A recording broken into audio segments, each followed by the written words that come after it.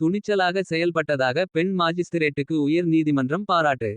மதுரை மதுரை மாவட்ட நீதி மன்றத்தின் துணிச்சலான பெண் மாஜிஸ்திரேட்டுக்கு உயர் நீதி மன்றம் பாராட்டு தெரிவித்துள்ளது. கடந்த ஜனவரி மாதம் மதுரை 5வது நீதித்துறை நடுவர் நீதிமன்ற நீதிபதி முன் வழக்கு விசாரணைக்காக ஒரு நபர் ஆஜர்படுத்தப்பட்டார். அப்போது மதுரை வழக்கறிஞர் சங்க நிர்வாகிகள் மற்றும் சில வழக்கறிஞர்கள் சேர்ந்து நீதிமன்ற நடவடிக்கைகளுக்கு இடையூறு செய்தனர் என்றும் இந்தச் சம்பவத்தில் வழக்கறிஞர்கள் ஒரு மையில் பேசி நீதிமன்றத்தின் மாண்பை குலைக்கும் வகையில் நடந்து கொண்டதாக தெரிகிறது. இதுகுறித்து நீதிபதி தனது அறிக்கையில் குறிப்பிட்டுள்ளார்.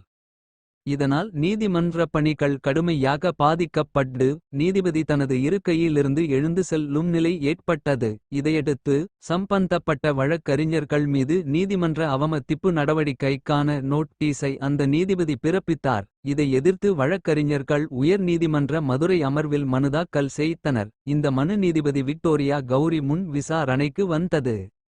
அப்போது மனுதாரர் தரப்பில் ஆஜரான வழக்கறிஞர் தங்கள் மீதான குற்றச்சாட்டுகள் ஆதாரமற்றவை என்றும் இந்த விவகாரத்தை சுமூகமாக பேசித் தீர்க்கத் தயாராக இருப்பதாகவும் தெரிவித்தனர்.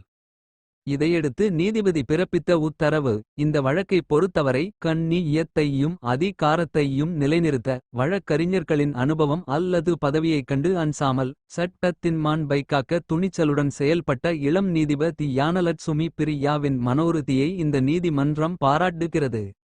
வழக்கறிஞர்கள் நீதிமன்ற அதிகாரத்தை மீறி அழுத்தம் கொடுக்க முயன்றால் அதை ஏற்க முடியாது. மாவட்ட நீதித்துறை நீதி வழங்கல் அமைப்பின் பாகும். சாதாரண குடிமகன் முதலில் அணுகுவது இந்த நீதிமன்றங்களைத்தான். எனவே நீதிமன்றத்தின் கண்ணியத்தையும் கவுரவத்தையும் பேணுவது வழக்கறிஞர்களின் கடமை. நீதிமன்றத்தில் நடந்த சம்பவம் குறித்து சிசிடிவி காட்சிகள் போன்ற முதற்கட்ட ஆதாரங்கள் உள்ள நிலையில் இந்த கட்டத்தில் வழக்கை ரத்து செய்ய முடியாது எனக் கூறி அனைத்து மனுக்களையும் தள்ளுபடி செய்து உத்தரவிட்டார்.